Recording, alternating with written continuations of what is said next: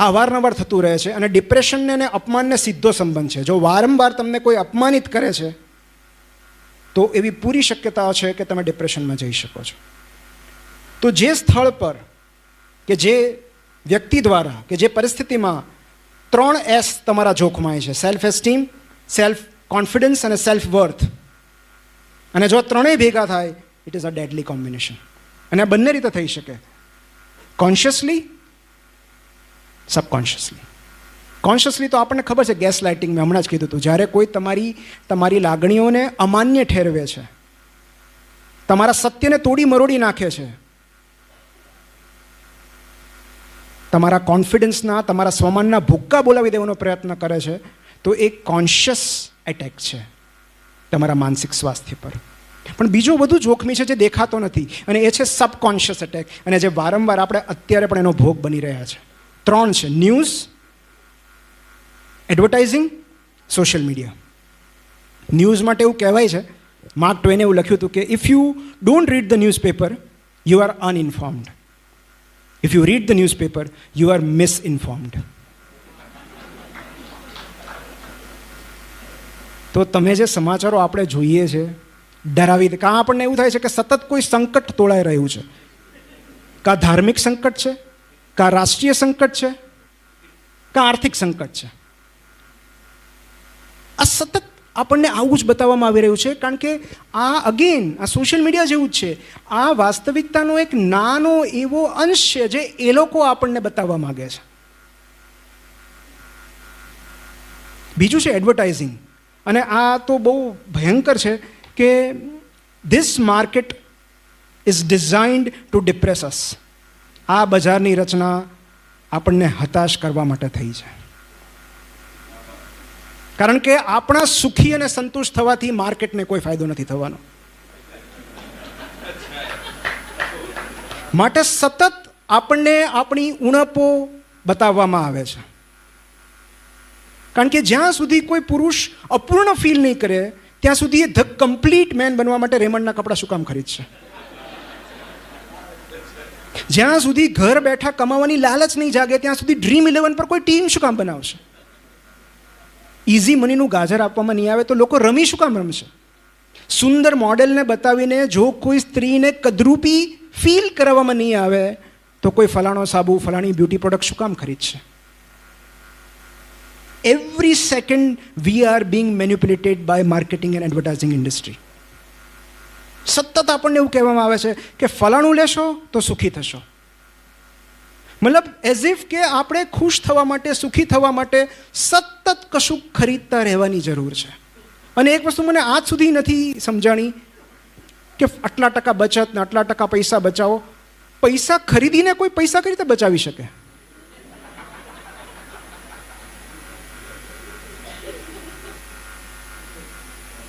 સો આપણને એવા attractive body બતાવવામાં આવે છે. અને લંડનમાં તો એક એડવર્ટાઇઝમેન્ટ બેન થઈ ગઈ. ત્યાંના લોકો એટલા સજાગ છે કે રેલવે સ્ટેશન પર એક ત્યાં જે પહેલાં ટ્રેમ હોય એમાં એક બહુ જ સ્વરૂપવાન અને એકદમ સ્લીમ એન્ડ ટ્રીમ 0 ફિગરવાળી છોકરીનો ફોટો હતો, અને એમાં લખ્યું હતું કે આર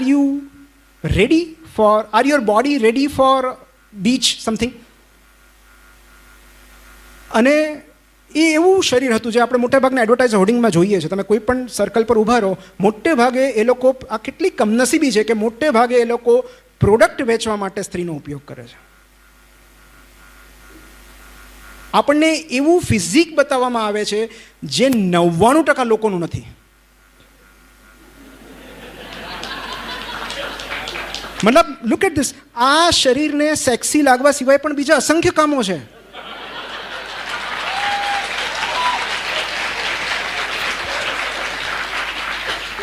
મતલબ મારું હૃદય દરેક ક્ષણે આટલું બ્લડ પંપ કરે છે એ નથી જોતા. 6 પેક્સ નથી દેખાય છે. સો બિકોઝ આપણને સતત આપણી અપૂર્ણતાઓ બતાવવામાં આવે છે કે જો આની પાસે આ છે તમારી પાસે નથી. હોર્ડિંગ્સ જોવાનું આઈ થિંક આપણે બંધ કરી દેવું જોઈએ. અને દરેક એડવર્ટાઇઝમેન્ટ આપણામાં એક ખાલીપો છોડીને જાય છે કે આપણી પાસે આ નથી. કારણ કે એ પ્રોડક્ટ સાથે જેને પૈસા આપવામાં આવ્યા હોય છે એ એટલું બધું કૃત્રિમ સ્માઇલ ને હાસ્ય લઈને આવે છે કે આપણને એમ થાય કે આ સાબુલિયો ખરેખર ખુશ છે. આપણે ઘરે લાવીએ ત્યારે ખબર પડે કે આમાં તો કશું જ નથી. અને એકચ્યુઅલી આ વાત તો આપણે તો બહુ દૂર છે. યુએસમાં એ લોકોએ આ હટાવવું પડ્યું હતું, કારણ કે લોકોએ વિરોધ કર્યો કે આ બોડી શેમિંગ છે, તમે આ રીતે લોકોને બોડી શેમિંગ ન કરી શકો. અમારું આવું ફિગર શું થયું, અમે ટાયર હારે ખુશ છીએ. મતલબ એમાં વાંધો શું છે? ચરબીના થર જામે છે તો આપણે એટલા ઉદાર છીએ કે આપણે આવવા દઈએ છીએ. અને આપણું સ્વમાન એટલું બધું ફ્રજાઇલ નથી કે શરીરમાં છાશવારે આવતા ચરબીની ભરતી ઓઠથી ઘવાઈ જાય. મતલબ આપણું સેલ્ફ એસ્ટીમ આપણા બોડી સાથે જોડાયેલું છે, આપણા ફિઝિક્સ સાથે જોડાયેલું છે. અને ત્રીજું જે સૌથી ડેન્જરસ છે એ છે સોશિયલ મીડિયા, જેની હમણાં આપણે વાત કરી. અને all kind of psychiatric illnesses, believe me, social મીડિયાથી વધે છે. એક કે એવું નથી જે ઘટે છે. તમે ડિપ્રેશન લો, તમે 20 થી 25 મિનિટ કોઈ પણ સોશિયલ મીડિયા યુઝ કરશો, તમને ઓટોમેટિક ડિપ્રેશન લાગવાનું શરૂ થઈ જશે. તમને અનુભવ છે એટલે જ તમે હા પાડો છો. એમાં જે લર્કર્સ હોય ને એને મેક્સિમમ ડિપ્રેશન આવે. લર્કર્સ એટલે જે કાંઈ જ કરતા ન હોય, ન પોસ્ટ મૂકે, ન પિક્ચર મૂકે, ન કોઈની સાથે વાત કરે, ખાલી કોણ ક્યાં ફરવા ગયું છે, કોણ કોની સાથે કેન્ડલ લાઇટ ડિનર કરે છે, ફલાણી એક્ટ્રેસનું કોની સાથે લિવિનમાં છે, બસ આવું જ બધું કન્ઝ્યુમ કરીને એક ઊંડો નિસાસો નાખીને સૂઈ જાય.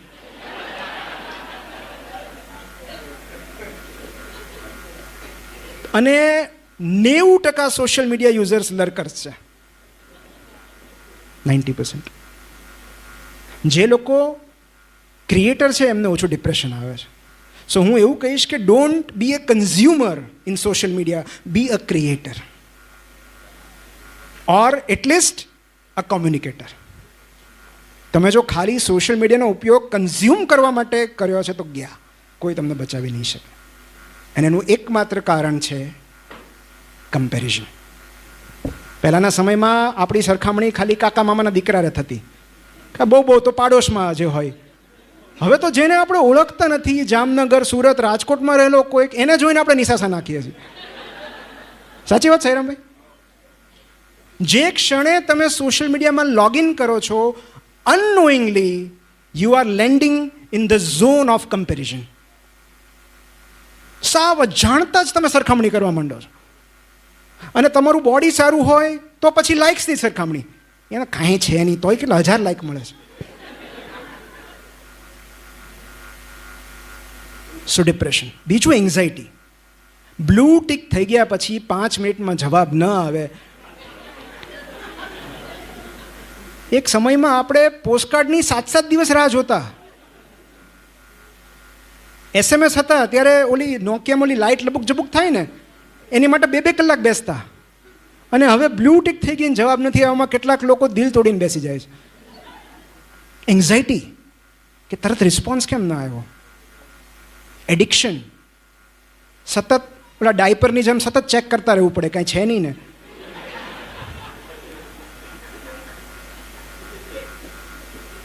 તો સોશિયલ મીડિયા એક અગેન એવી બારી છે જ્યાં સતત આપણને આપણી ઉણપ દેખાડવામાં આવે છે. આપણને સતત એવી જિંદગીઓ, એવી પાર્ટીઝ, એવા પ્રવાસ, એવા પિક્ચર્સ દેખાડવામાં આવે છે જે સતત આપણને અયોગ્ય, અપૂર્ણ, ઇનએડિક્વેટ કે ઇન્ફિરિયર ફીલ કરાવે છે. આપણને સતત એવું લાગે છે કે આપણે ઇનએડિક્વેટ છીએ, આપણામાં કંઈક ખૂટે છે. અને એ જે ફિલિંગ છે ઇનએડિક્વેસીની, એ સૌથી ભયાનક છે. આપણને એમ લાગે છે કે આપણામાં ખાલીપો છે, કશું ખૂટે છે આપણામાં, માત્ર સોશિયલ મીડિયા જોઈને. તો આ unconscious disconnection with status and respect છે. આપણને સતત આપણું સ્વમાન ઘવાતું હોય એવું લાગે છે. કોઈ કરતું નથી, માત્ર આ સ્ટ્રેટેજી છે, અલ્ગોરિધમ છે. અને તમે ભૂલે ચૂકે જો એકવાર એ રૂપાળી સ્ત્રીનો કે ફલાણાનો ફોટો લાઈક કરી દીધો, પછી ઇન્સ્ટા તમારી પાછળ પડી જશે. તમને એવી જ ફીડ બતાવ્યા કરશે જે તમને સતત ઇન્ફિરિયર ફીલ કરાવે. સો સ્વમાન અને સ્ટેટસ રિક્લેમ કરવું એ માનસિક સ્વાસ્થ્ય માટેની મૂળભૂત જરૂરિયાત છે.